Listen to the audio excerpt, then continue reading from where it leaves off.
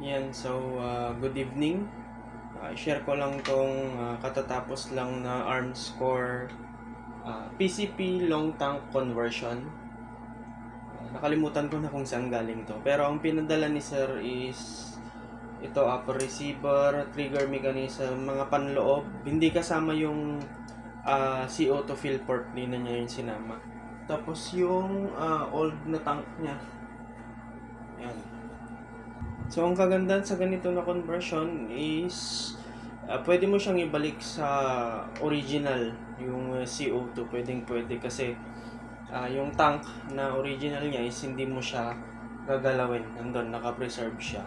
So, ilipat mo lang yung lamang loob, tapos itong trigger, hammer, itong spring stopper doon sa tank niya na original, magiging CO2 na ulit siya. Yan. So, ang ginamit ko dito is aluminum, all aluminum construction na tayo. So, yung mga version ko dati is merong stainless, no? Pero ito aluminum na. So, 1 inch ang OD nito. Yan. Kung mapapansin nyo, ka-OD siya ng gauge. 1 inch yan. Yung quick fill niyan dito sa ilalim, yan ang request ni sir. Pwede nating ilipat dito sa gilid kung gusto nyo. Depende sa trip nyo. Pero kung pang tiksay kasi, mas maganda na sa side para hindi sagabal sa ilalim. Yan. So, ang wall thickness nito ay nasa 3mm. Mas makapal siya compare sa stainless. Yung stainless kasi ginagamit ko dun is 1.5mm lang. So, kasay siya nung original na tank ng ARMScore na 1.5mm lang. Pero, carbon steel kasi yan, yung tank na yan. So, yan. Ito aluminum. Yeah. So, ang haba nitong tank niya from dito hanggang dito sa pinakadulo ng gauge is nasa 26.8 inches. Ganun siya. Saktong-sakto lang siya kasi lalagyan pa siya ng silencer. So, ayaw naman natin na tumama yung silencer dito sa pinaka-tank para malagyan niya ng silencer. Tapos, may minodify ako konti dito sa trigger para kumagat siya kasi kumapal yung tank eh. So, hindi aabot yung sear niya pag hindi tayo nag-modify. Tapos ito pala, kapag nagpakapal ka ng tank, tapos nag-modify ka sa trigger, yung safety function niya is hindi na siya gagana. Kasi hindi na niya maaabot yung ito, yung nasa likod, yung stopper sa likod. So, ang pinaka-safety mo na lang dito is decack ka kapag wala ka namang babarilin, no? Tapos next natin, naglagay tayo ng reinforcement ito. Pag binalik mo to sa pagka-CO2, kahit tanggalin mo tong reinforcement, walang problema. Yan. Pero pag naka-PCP siya, itong aluminum tank, ilagay mo to mas maganda para mas safe. Dalawang M6 na high tensile strength, grade 12.9 yata yun. So matigas yan. Tapos, syempre, nagpalit tayo ng acetal para hindi siya mag-valve block kapag nagkarga tayo ng 2000 PSI. Tapos dito naman sa end cap niya, aluminum rin yung end cap. May 4 na M6 na pin. Ayan. So paikot yung pin niya. So mapapansin nyo, may sticker siya na max 2000 PSI. Ayan.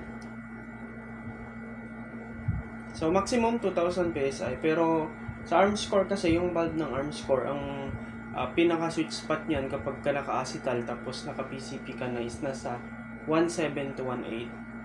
Based sa experience, tsaka doon sa mga feedback ng mga previous customer ko or client ko, sabi nila, maganda daw tumama sa 1.8, 1.7, pababa yun. So, ang expect mo dito kapag ka nagpagawa ka ng ganito is 16 to 20 shots, depende sa tune. So, malayong mas maraming shots na kasi kapag kayong original tank niya, nilagyan mo lang ng quick fill. Sabi nung isang nagpagawa sa akin dati is 6 shots lang daw. 6 accurate shots. So, pag nagpagawa ka ng ganito is aabot siya ng 16 to 20 shots, depende sa tune. So, kapag ka ganito, walang barrel, yung may-ari ng bahalang mag-tune, pwede niyang laro-laruin yung spring o kaya palitan niya yung hammer spring. Walang problema doon. So, ang advantage naman nito is guys, kung meron ka ng arms core unit na hindi ginagamit, sira, kasama na kasi dito yung overhaul eh. Dun sa price ko na yun, sinabi ko naman na kung magkano yung price. Kasama na yung overhaul, magpapalitan na yung mga o-ring, yung bulb, mapapolish na ulit, tapos yun, yung mga spring, i-check natin kung gumagana pa. So, kung meron kang arms core na nakatambak o kaya CO2 na gusto mong gawin na PCP, ito ang magandang option, no? Kung hindi ka naman lalaro ganyan, tapos ano lang, yung tipong pang farm mo lang, pang plinking, basta ba gusto mo lang na na hindi na gumastos sa pagpapakarga ng CO2, ito ang magandang option, no? Pwede rin to sa hunting, di ba? Yung isa kong client ginagamit niya pang hunting, dami niyang nakukuha, yung taga-copies. Yan. So ito yung gauge niya pala nasa harap eh. So may laman siya na 1.5. May laman siya na 1.5 kasi nag-leak test ako. 2 days na ganun pa rin, so wala siyang leak. Hindi ko to binababad sa tubig pag nag-leak test kasi nagko-corrode. Nagka-corrosion siya kapag binababad. So mas okay na sabon yung gamitin o kaya ayaan mo lang siya, monitor mo lang yung gauge kung bababa. Ayun. So kung may arms core ka naman dyan na gusto mong gawin na PCP, so gagastos ka lang ng unting-unti lang. Diba? So convert na lang natin sa ganito kaysa bumili ka ng tube tank na PCP na Yarina, 'di ba? Yung price kasi nun minsan nasa 17 to 18,000, 'di ba? So ito, 1/4 lang gagastusin mo kaya parang ano lang yata. 4 times 4, 16. No, 1/4. May PCP ka na, 'di ba? Hindi ka gumastos ng malaki pero naka-PCP ka na. Same lang naman dun sa performance ng mga 'yon. Yun ang kagandahan. Kung gusto mo magtipid, may arms core ka na nakatago, hindi convert na lang natin sa ganito.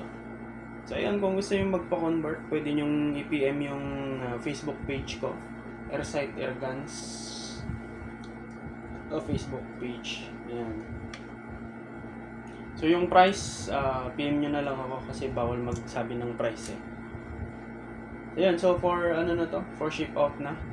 Ship na natin kay sir para magamit niya na.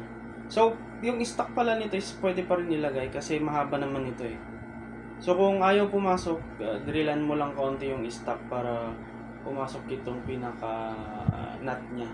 Walang problema doon. Papasok pa rin tong 25mm doon sa pinaka stock ng arms core. Walang problema diyan. Nasukat ko na yun. Yan. So hindi na pala tayo gumagawa nung nasa gilid ng gauge kasi ang problema doon, kapag hindi ka nag-modify ng valve housing mo, hindi mo mahihigpitan yung valve housing kasi yung mangyayari nun, may gauge block dito. So yung paghihigpit mo na flat screw na mahaba, hindi papasok dito kasi i-block nung pinaka gauge block. So ang standard na natin is nasa harap na yung gauge. Ayan. Tapos quick fill. Tsaka ang advantage dito is yung pinaka sealing o-ring niya is dalawa lang. Isa dito sa valve housing at saka isa dito sa quick fill dito sa end cap. Yun lang. Kapag kasi merong gauge block, magiging 4 yung o-ring. Meron yung dalawa dito para sa gauge block, isa at isa doon sa dulo. So 4 yung o-ring. So additional maintenance pa yun. So ganito na lang mas maganda. So yun lang, share ko lang to. Maraming salamat sa panonood. Thank you.